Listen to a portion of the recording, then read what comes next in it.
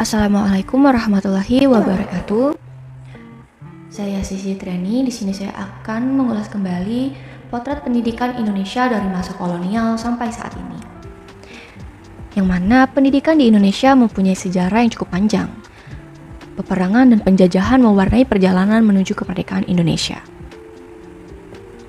Di zaman Belanda menguasai Indonesia, pendidikan adalah suatu yang mahal untuk bangsa pribumi. Mengapa?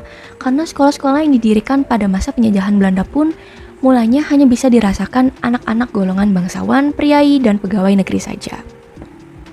Saat itu, di tahun 1848, pemerintah Hindia Belanda mulai menerbitkan peraturan pendidikan dasar bagi masyarakat yang kemudian dimatangkan pada tahun 1892. Yang mana pada saat itu sekolah hanya ada di Karyasedinan, Kabupaten, Kawidanan, Pusat Kerajinan, dan Perdagangan saja. Sementara anak-anak Indonesia yang belajar di sini pun hanya anak-anak istimewa yang orang tuanya terpandang atau memiliki gelar bangsawan. Pada tahun 1854, beberapa bupati menginisiasi pendirian sekolah kabupaten yang hanya mendidik calon pegawai. Pada tahun yang sama, lahir pula Sekolah Bumi Putra, itu pun hanya mempunyai 3 kelas. Ya, rakyat pada zaman kolonial Belanda hanya diberikan pengajaran membaca, menulis, dan berhitung seperlunya saja. Orang-orang pribumi pun diberikan kelonggaran mengenyam pendidikan, akan tetapi terikat pada suatu tujuan yang nantinya orang-orang pribumi tersebut akan menjadi pembantu usaha dagang kolonial Belanda. Jadi, orang-orang pribumi tidak bebas memilih dan mereka tidak berhak menentukan pekerjaan yang mereka inginkan selepas mereka memperoleh pendidikan. Yang mana pendidikan pada saat itu hanya ditujukan sebagai kebutuhan usaha dagang para koloni Belanda saja.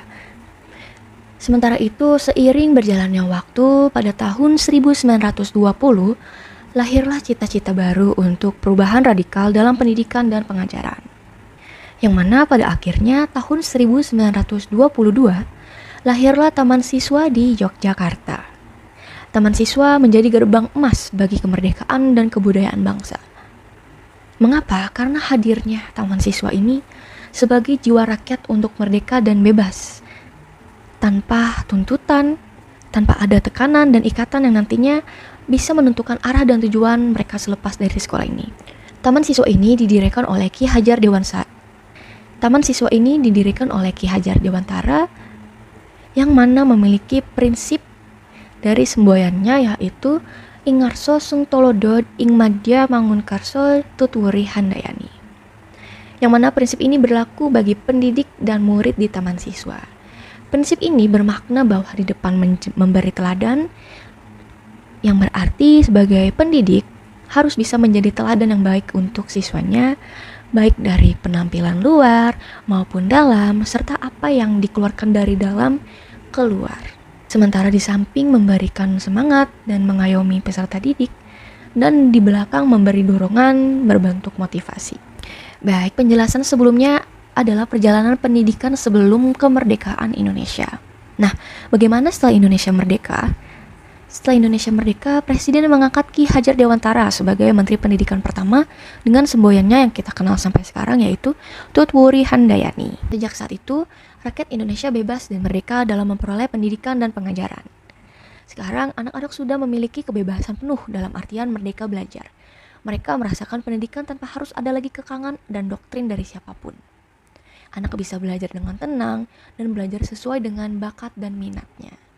Tugas guru sebagai fasilitator dan menuntun sesuai dengan bakat yang dimiliki oleh siswa. Ya, dituntun agar tidak salah arah dan bisa menjadi manusia yang bahagia dan aman hingga akhirnya anak bisa mandiri. Pendidikan sekarang sudah mulai maju, apalagi di era abad 21. Anak-anak tidak lagi didikte oleh keinginan siapapun. Anak bisa bebas bereksplorasi dengan menggunakan berbagai kecanggihan teknologi.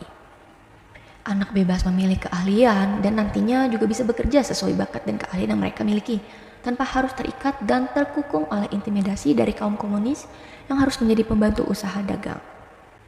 Pada saat ini anak-anak berhak mendapat pendidikan dan pengajaran yang menyenangkan dan nyaman. Berhak atas pendidikan yang merdeka dan bebas tekanan yang berbanding terbalik dengan proses pembelajaran pada zaman kolonial. Sekarang anak tinggal belajar dengan beragam fasilitas yang disediakan oleh pemerintah Indonesia. Maka dapat disimpulkan dalam perjalanan pendidikan nasional dari masa kolonial hingga sampai saat ini, dunia pendidikan memiliki banyak perubahan yang sangat pesat ya, seiring perubahan zaman yang semakin canggih. Aturan dan tujuan pendidikan perlahan mulai berubah, dimulai saat Ki Hajar Dewantara hadir dan mendirikan taman siswa.